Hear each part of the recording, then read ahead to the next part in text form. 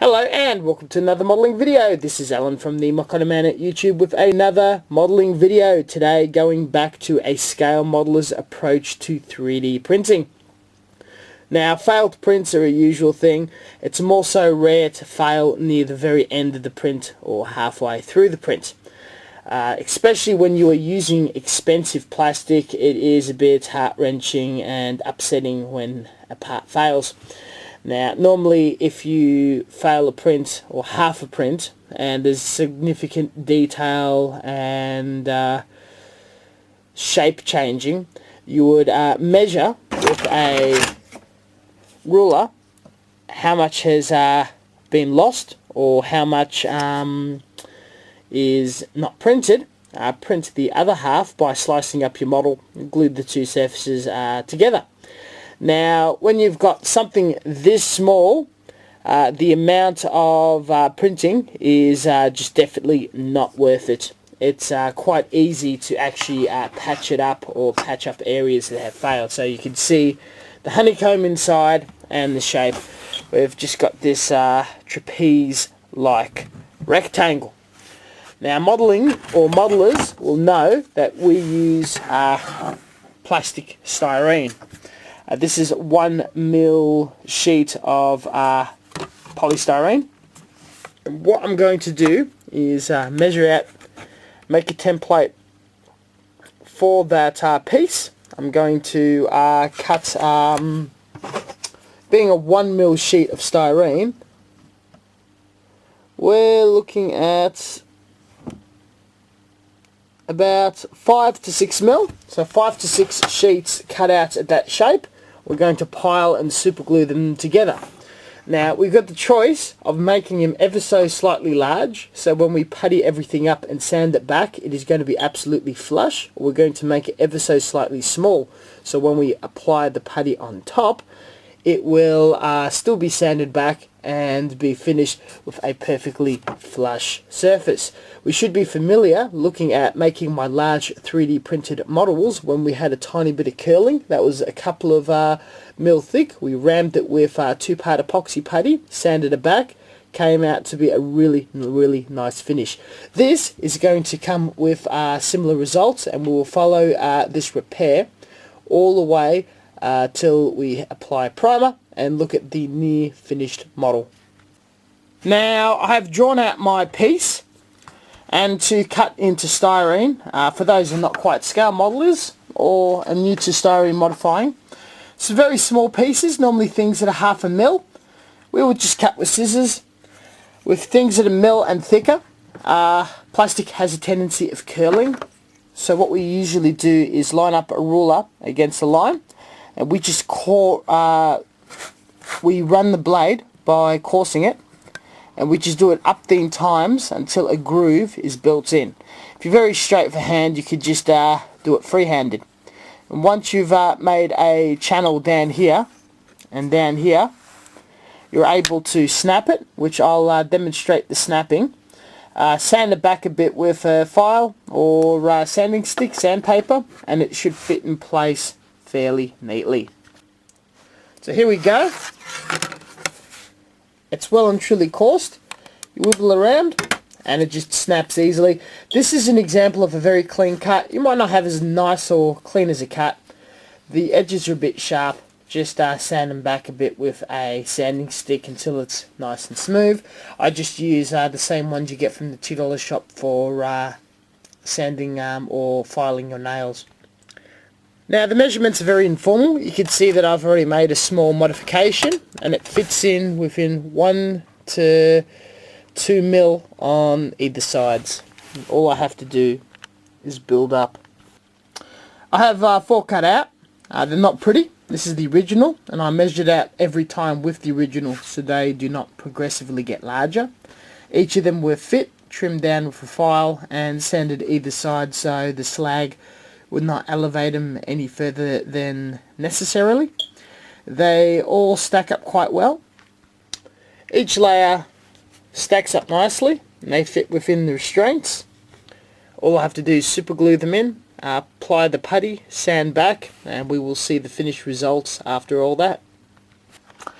So our piece ends here, and it was a shortfall print around here. So there's 4mm gap, and another piece was glued on top as it is a part of a larger object. So I filled it with plastic. It's got structural integrity. I glued everything together. It's fully assembled, and as a part of my standard putty filling experience for building larger models in my building larger 3D printed models video, I covered it in polyester putty. So you can see it goes up against the corner, and when it stands back, it's going to sand back to polyester putty as the styrene sheets were just slightly fallen short. And in theory, when everything is sanded back, it will be a dead flat, beautiful finish like it's never failed before. It is a tad extra work, but it's probably less work than printing something new, wasting plastic and whatnot. So very happy how that turned out.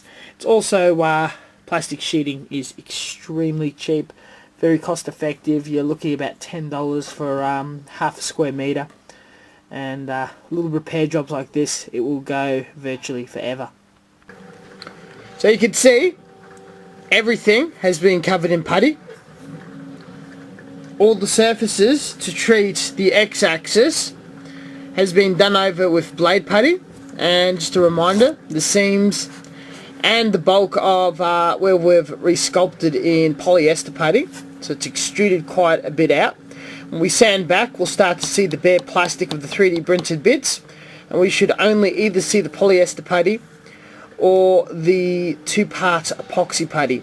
It should, to the touch, feel really, really smooth, as if it's one piece, and when primed, not notice whatsoever with indents or any sort of evidence that it was a fault to begin with, just like any other seam line or default of the whole piece.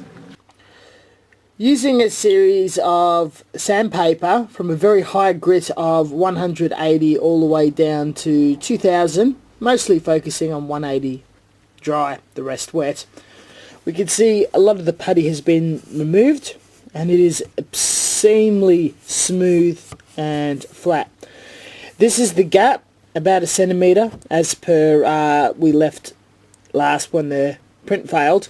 And you can see two pieces of styrene sheet with the original texture marker coming through and polished in a marble-like manner.